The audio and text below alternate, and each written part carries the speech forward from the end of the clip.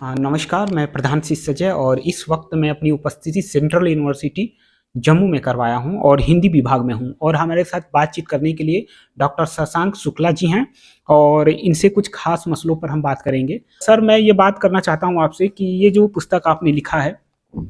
ये विश्वविद्यालयों पर है, तमाम विश्वविद्यालय जितनी सेंट्रल यूनिवर्सिटी हैं। क्या अन पढ़ी हैं कि इस किताब को आपने लिखा है और क्या बताना चाहते हैं और समाज में क्या असर रहेगा और विद्यार्थियों पर इसका क्या असर रहेगा और क्या योगदान है इसका? अजय जी, ये पुस्तक परिसर परिकथा विश्वविद्यालय केंद्रित 16 कहानियों का संग्रह है और सभ्यता समीक्षा के केंद्र में विश्वविद्यालय शुरू से रहे हैं भारतीय ज्ञान परंपरा में, चाहे वो नालंदा हो, तक्षशिला हो, विक्रमशिला हो।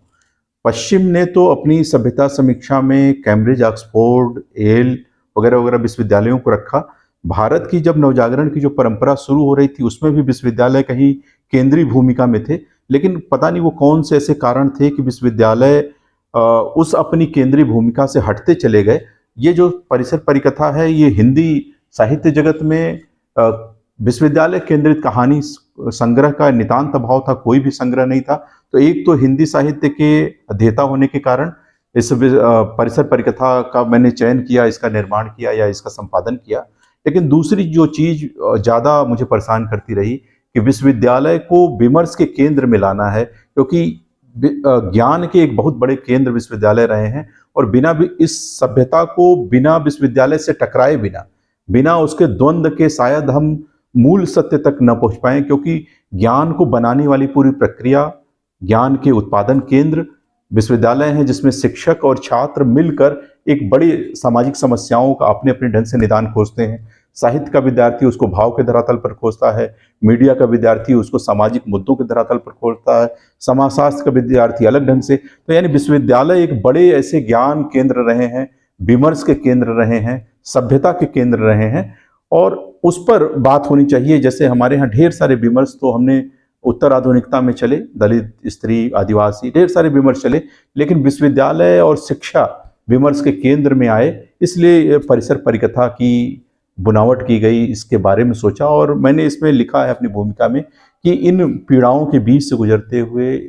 इन प्रश्नों के आलोक में शायद कुछ हम कुछ बिंदुओं पर विचार कर सकें, कुछ बिंदुओं के आलोक में कुछ निष्कर्ष की प्राप्ति कर सकें। इसलिए परिसर परिकथा नाम की ये कथा है। ये कथा दरअसल विश्वविद्यालय का पूरा परिक्षेत्र है, चाहे वो दिल्ली विश्वविद्यालय हो, जेएनयू हो, काशी हिंदू विश्वविद्यालय हो, इलाहाबाद या देश का कोई भी परिसर हो, विश्वविद्यालय हो, उसका एक रूपक है। वो चीज़ें बनती कैसे हैं, विश्वविद्यालय के केंद्र में शिक्षक हैं, छात्र हैं और भी पूरा तंत्र है, वो तंत्र कैसे काम कर रहा है, क्या करना चाहिए, तो इनकी बुनावट है ये परिसर परिकथा। परिसर परिकथा वस्तुतः विश्वविद्यालय और परिसर की अपनी आंतरिक संरचना और उसको प्रभावित करने वाले कारक तत्व दोनों को मिलाकर एक चीज बनती है, एक संरचना बनती है, वही है परिसर परिकथा। तो मेरे केंद्र में, मेरी चिंता के केंद्र में वही था कि इस पुस्तक को अध्यापक और छात्र बड़े स्तर पर पढ़ें और विमर्श करें, प्रश्न करें, तर्क वितर्क करें। और हम जिस एकेडमीज की बात करते थे, सुकरात, अरस्तु, प्लेटो की बात करते थे, प्रश्न तर्क वितर्क हों, उसके माध्यम से एक ऐसा माहौल बन सके, बड़ा माहौल बन सके जिसमें हम बड़ी रेखा खींचने के ओर जा सकें, तो शायद इस पुस्तक की सार्थकता होगी और मेरे अपने काम का भी संतोष होगा मुझे।